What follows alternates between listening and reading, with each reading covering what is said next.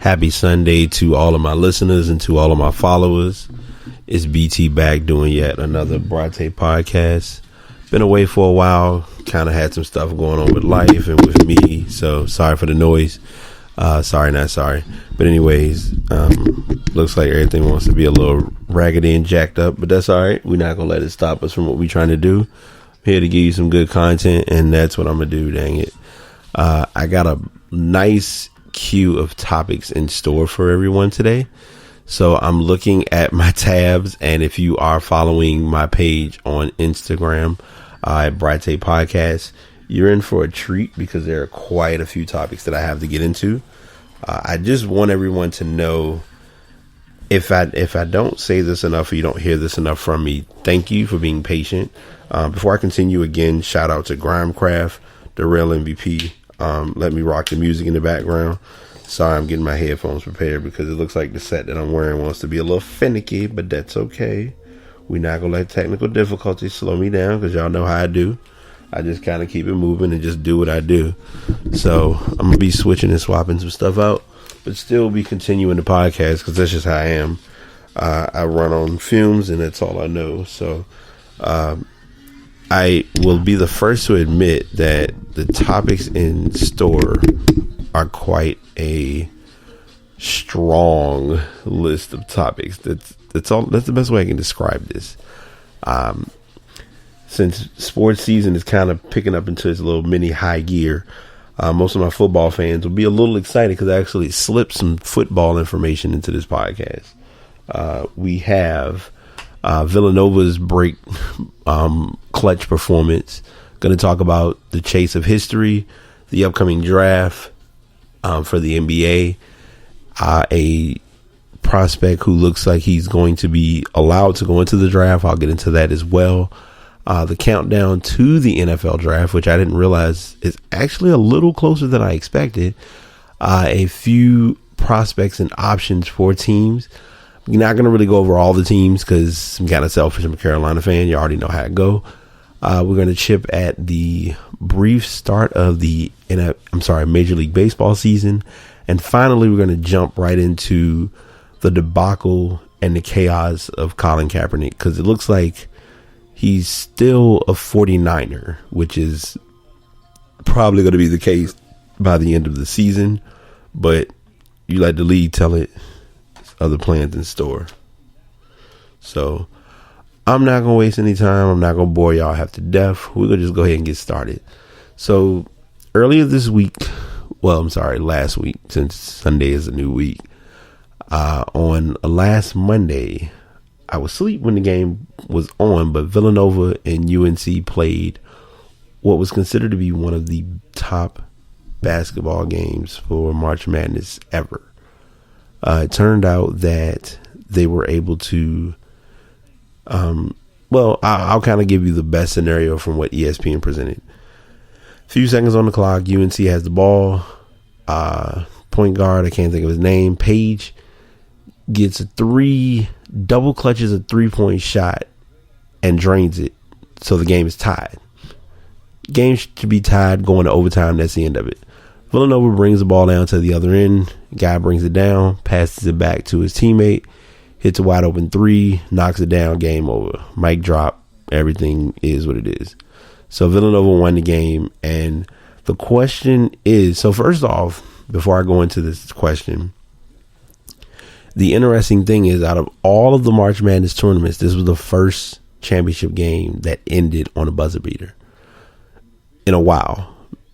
Because I'm sitting here ready to say ever, but then I had to really get embarrassed because I know somebody was going to fact check me.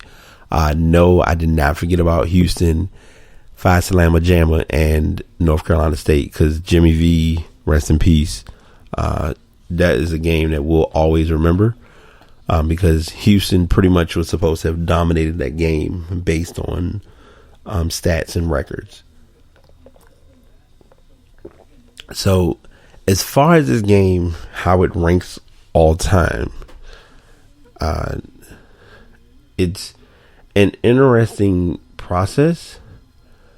But as far as legit game winners and closing shots, because there were a few, because even You even had the Duke game from 92 when they beat my squad, Kentucky, and made that into an interesting finish, or final finish, however you want to put it.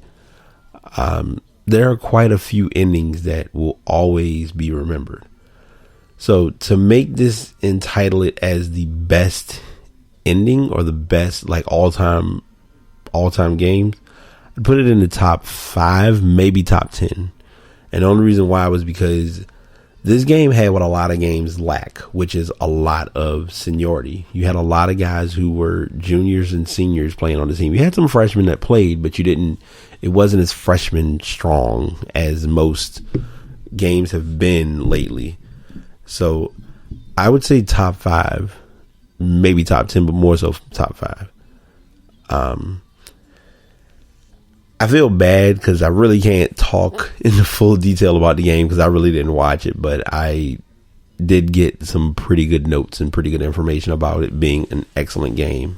And by the way, before I continue, because I don't know, I may need to check just to make sure, but if the sports group is still running on Facebook, hopefully we can make sure, because I haven't seen anything and kind of just went mute on us, and I'm not sure about why, and it's not my place, neither here nor there, but just something I wanted to bring up before I continue. So now that we got that conversation out the way, the chase is on. There are 2 games left for our infamous team known as the Golden State Warriors to pursue perfection. Currently, they're on pace. If they win the last 2 games, they're on pace to break the record. The key thing is, if they win tonight, they've tied. So right now they're playing against San Antonio. I need a quick score check, and I hate doing this because I shouldn't be in the middle of my podcast, but me being me, I don't care. And it's my podcast. I can do what I want. Just that, having that kind of a moment. That's how I feel. If you hear any TV noise in the background, sorry, not sorry. You know how I go. I gotta do what I gotta do. But anyway, let's see where we're at. Right now, the game is currently. Okay, wait. I had to make sure I saw that. Y'all know I have no filter, and I have to really catch myself when I see stuff. So currently, the score at halftime, not at the end of the first quarter, at halftime, is 35-35. So to give you a little bit of mini in-between story with the game, it is currently being played in San Antonio, where San Antonio has lost, I think, only 1 game this year. And I think it was against Golden State, coincidentally. Don't hold me to it. I do not remember, but San Antonio's had a pretty strong run this year at home. Golden State took their 1 home loss against, of all teams, Boston. But hey, losing that game kind of makes each one of these games that much more important, because now it's pretty much them fighting to just close it out. Plain and simple, if they win tonight, there's a pretty strong chance they'll break the record, solely because their last game is against, of all teams, Memphis, which Memphis shouldn't be a bad choice, but it's in Golden State, number 1, and number 2, Memphis doesn't have many of their stars playing. Marc Gasol's out for the year. They've gone ahead and sidelined Conley. They're not going to let him play the rest of the year, because I think they are eligible for a playoff spot, but it's not by much. They still have Lance Stevenson, so he may kind of go off. Who knows? We never can tell what we're going to get with our good old guy Lance Stevenson, but hey, that's just basketball, right? But I still give them a chance to break the record. I don't know. It's kind of almost one of those, you got to just wait it out and see what happens, because it can go exceptionally well or go horribly wrong, and that's just kind of how it is. So now we're going to get into, and I'm just being lazy. I'm not even going to be being lazy, but I'm being pretty transparent with what I'm about to do next. And I'm sorry, because I'm in here ready to pass out. If you do hear a fan in the background, I'm sorry, not sorry. I'm going to do something real quick. I'm going to get it to rotate and go away from the microphone and see if that works.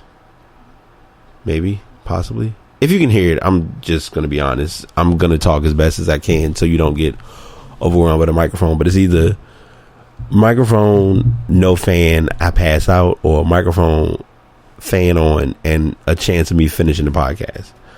I'm sitting here doing the podcast like I don't know how much time I have. Just going with it because you know how it is. But Chad Ford, our good old buddy who does the NBA draft prospects or the mock draft for the NBA, has gone ahead and produced his latest mock draft of guys who are possibly going to be going. So as of right now, the top 5 players on his board are Ben Simmons, Brandon Ingram, Dragan Bender from overseas in Croatia, Jamal Murray, and Buddy Hield. Now I'm gonna give you some honest insight to this before we go into numbers and breaking down stuff, because this is kind of gonna lead into my next topic. Buddy Hield is really gonna have to wow teams or scouts at Combine. I hope he plays in the Combine because that's pet peeve of mine. And if my boy Lonnie watching, I'm hoping that I'm off that day. I'm hoping I can pull off a cheat code because I'm definitely planning on watching the NBA Combine again this year, because every year you get to see, it's basically you take players who are trying to get into the NBA, put them in their regular gear because they don't have an endorsement, they aren't signed anybody. Now of course Ben Simmons is going to have his Nikes on, but he probably won't play because he knows he's going to be the number 1 pick, so he thinks. It all comes down to what team gets that pick and what they need. So just a matter of seeing what happens and how that all pans out. They have, let's see. So from looking at the list of players who are on the lottery board, they only have one player from Kentucky who is going, and that's Jamal Murray, number 4. Now I'm going to see if I can pull up the full list. I hope I can get the full list. If I do, then that would be so excellent. But if not, it never hurts to believe. All right, so it looks like we have an updated board as of the 7th. And of course, I can't get to that one. So the new board, I wouldn't be surprised, is going to have, sorry, I'm like over here really just trying to be everything and everywhere. Because I had music and I'm like, okay, can you hear music or can you hear fan? If you hear fan, I'm just going to chalk it up to I'm going to work something out because killing me softly. But the latest news, because that was about to be really messed up if I said the newest news. The latest news is that there's a kid, there's a kid coming out from, he's a Sudanese born player coming from Australia. He's a Sudanese player, 7'1" from Australia, played in high school in Canada. He's 19, so he's, a year out of high school, is going to put his name into the NBA draft. I don't know how I feel about this. And I'm going to be honest with you. I've looked at videos. They showed the highlights of what we like. Because when you see, okay. So I'm going to go ahead and get this conversation out of the way now, because anybody who knows me knows I pay attention to everything. We've seen all of the good things for Thon Maker, what he can do as far as on the offensive end. They showed a little bit of defense. I went on YouTube, and if any of you have the chance, any of my sports heads, if you go on YouTube and look up Thon Maker draft weaknesses, you're going to see a lot of things that they're going to really point out when once he officially decides to go pro, and once he's at like a combine or at a team practice or whatever you want to call it. I don't know where he's going to fit in, because he has a jumper. Yeah, he can run the floor. Like, they use the term, which anybody, and this is probably, I don't want to do it, but I think I may do it because I'm off that day, thankfully. I'm probably going to do a drinking game for the NBA draft to see how many times they say motor, upside, and potential. NFL draft, it ain't happening. I'm going to tell you that right now, because the NFL draft, that's all you hear. And you got to think it's rounds of drafting for the NFL, because you have different positions and it's a much different process. I'm gonna get to that as well. Haven't forgotten. Y'all know how I get. But I'm jumping and standing strong on this Thon Maker topic because it kind of goes back to what I talked about a few podcasts ago on my old podcast, I believe, about guys who come out, they play a year, they look like they're good. Oh, this guy's gonna be nice. Oh, he's gonna be a beast. We need to get him on our team. He's gonna do damage. He's gonna do work. All that stuff. But I don't see it. I honestly just don't see it. But I guess it's going to come down to once he's in front of once the lights are on and once it's game time, are we going to see him really develop in the NBA? You can never tell how a player will or won't do in their league, in their sport or in that era until it occurs. Perfect example.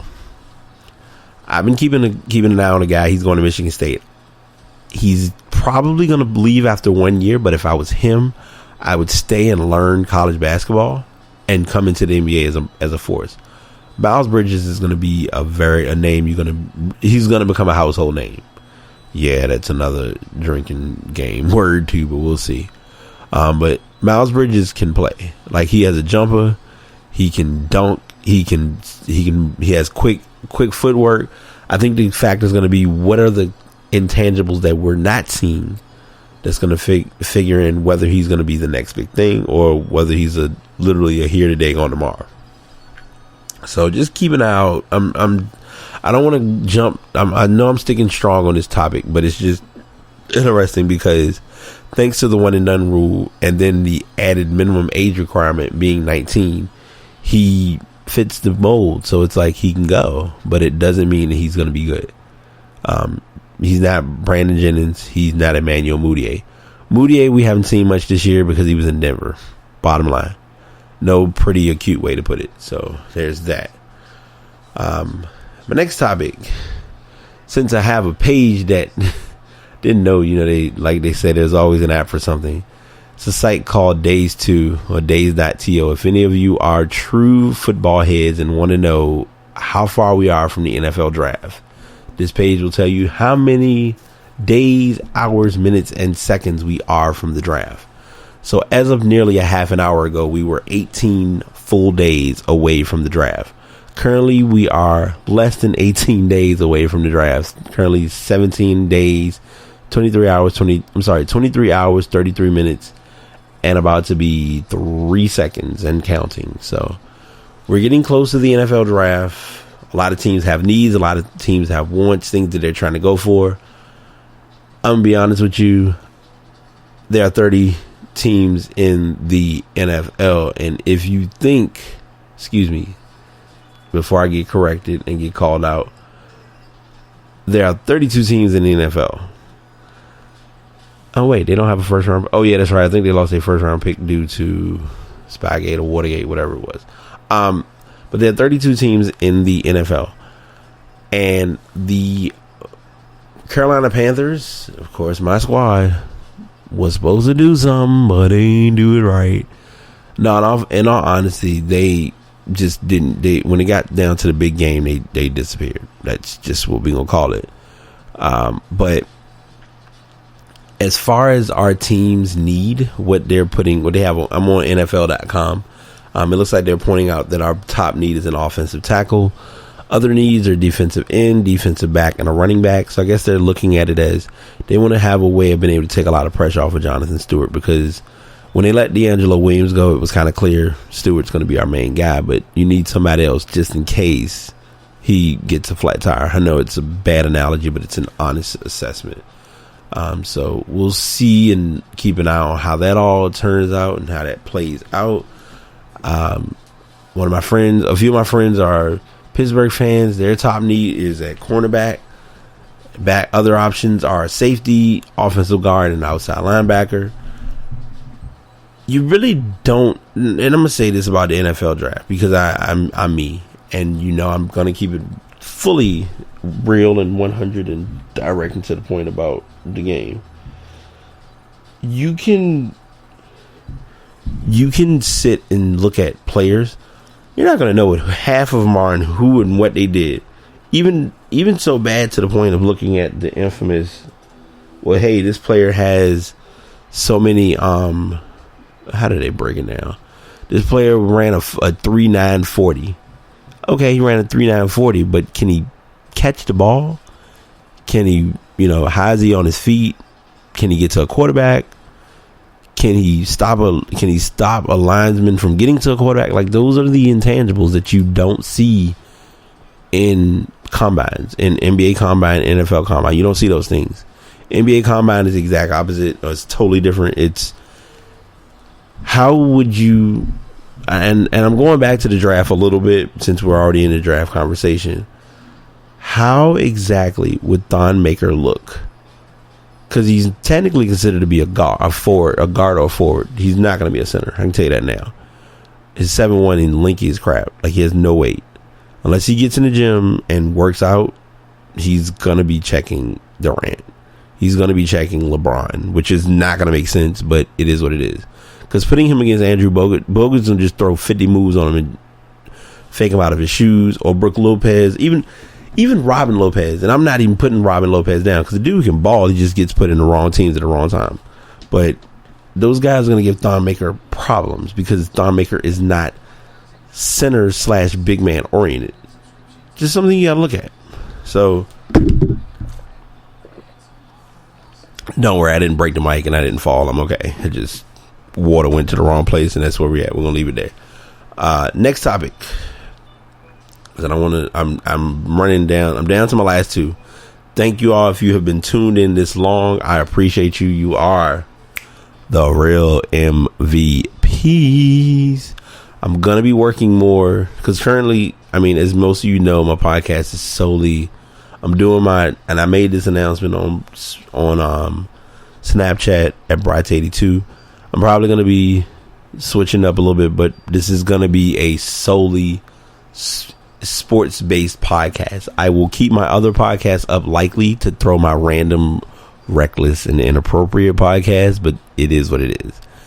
Anyway, the big story so far is about, I don't even know the guy's first name. Trevor's story has started off the career pretty strong. Currently 6 games into the season, he has 7 home runs. That's been the big story that I've heard about. I missed it because I really didn't keep up with a lot of baseball too much, but I did know that there was a pitcher who had a good chance of getting a no-hitter. It got ruined, I think, in the 8th inning. But I do get my baseball fixings. I've been keeping up.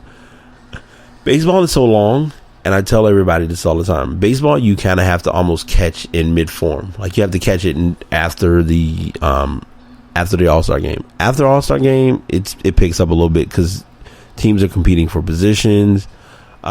Players are getting traded. A lot of pitchers who are on teams that they just shouldn't be on get sent to teams where they actually have a chance to fit in and shine and show out.